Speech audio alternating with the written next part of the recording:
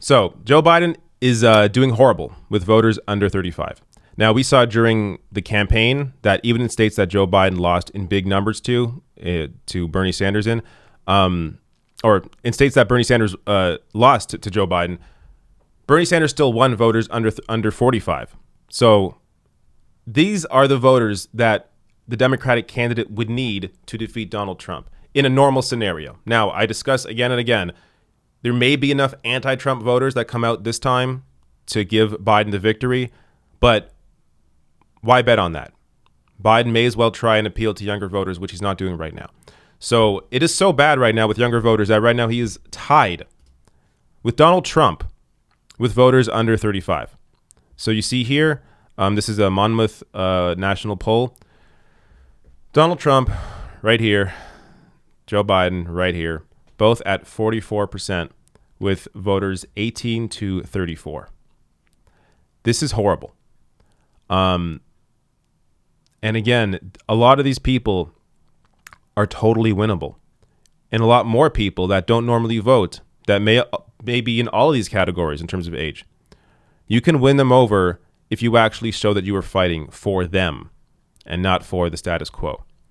But this is who Joe Biden is. And just to give you some more context here, party affiliation. This is another important piece.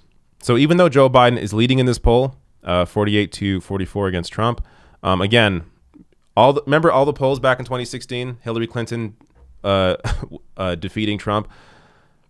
It seems to be a very similar situation right now where Biden's winning by small margins. But when you look at something like independent voters, Trump is winning them 47% to 37% for Joe Biden. Now, why does that matter? Because when you look at party affiliation, most people are independents. And this number is actually lower than normal. Usually it's in the 40s somewhere, 42, 43, 45. It's coming down right now, potentially because of what's going on right now in the world and heading towards an election. But still, Republicans and Democrats tied at 30. Independents make up most people at 36%. If you want to win, so in this scenario, if you have an equal amount of Republicans and Democrats coming out, and then you have Donald Trump winning a majority or a plurality of independents, then Trump wins because he has the majority of this number. So, and national polls often don't give you the true breakdown because to be fair, Hillary Clinton did win the popular vote. So she did win a national poll, but she didn't win in the states that she needed to win in order to win the Electoral College. So those battleground states are really going to matter. And right now, in other polls that I've seen, Donald Trump is still doing very well, beating Joe Biden in most cases in Wisconsin, also in Ohio. Pennsylvania is more of a battleground state right now. But those are the states that Biden needs to win from Trump. And if he's struggling there right now, then these national polls don't really mean anything. One more piece here, lack of enthusiasm. So I've discussed this in terms of another poll that I recently covered, an ABC News poll showing that Joe Biden's enthusiasm is actually 8 points lower than Hillary Clinton's lowest point in 2016. And the candidate in a general matchup that often has lower enthusiasm is the candidate that usually loses. Hillary Clinton lost. Many of the previous candidates that had lower enthusiasm, like John Kerry, lost. John McCain lost. So regardless of party, who has the person with the lower enthusiasm usually loses because you need people to actually come out and vote for you. So that was an ABC News poll I showed before in a different video. CNN, CNN showing a very similar thing here. So Republican voters here, 80% extremely or very enthusiastic for Donald Trump, 20% somewhat or less enthusiastic.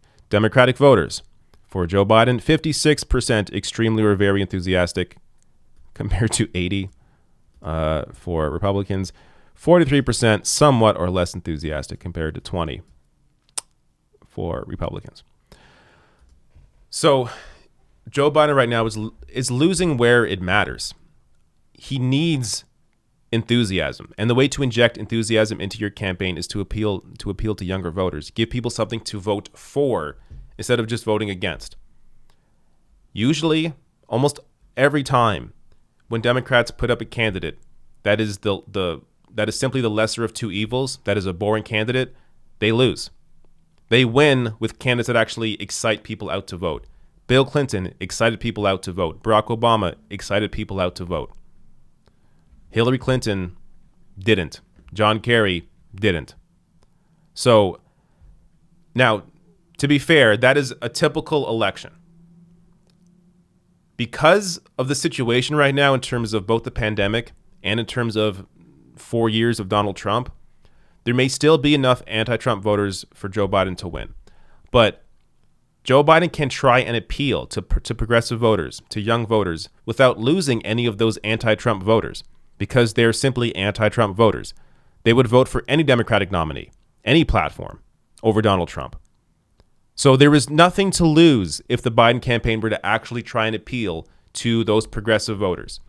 But the only reason they aren't going after them is because of how the campaign is run. Corporate money, special interest, consultant class. These are the people holding the campaign back from actually going after younger voters. So they're setting themselves up for a disaster. And the fact is, they may not even care. They already won the big battle. They defeated Bernie Sanders. They got him to suspend his campaign. For them, that was the major hurdle.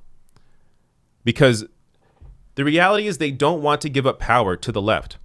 They don't want to give up power to Bernie Sanders or that wing of the party.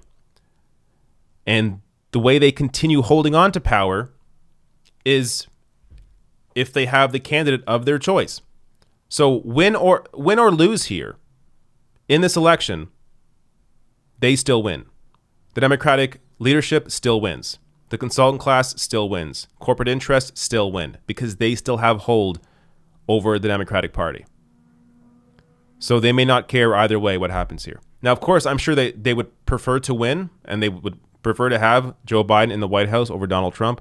But ultimately, they would rather, as long as Bernie Sanders is out of the way and these people still have jobs, that's what they really care about. So there is no desire for them to actually fight for progressive policies because they are afraid that at some point, those people, those ideas will take over the party and the people in charge right now of the Democratic Party will be out of a job.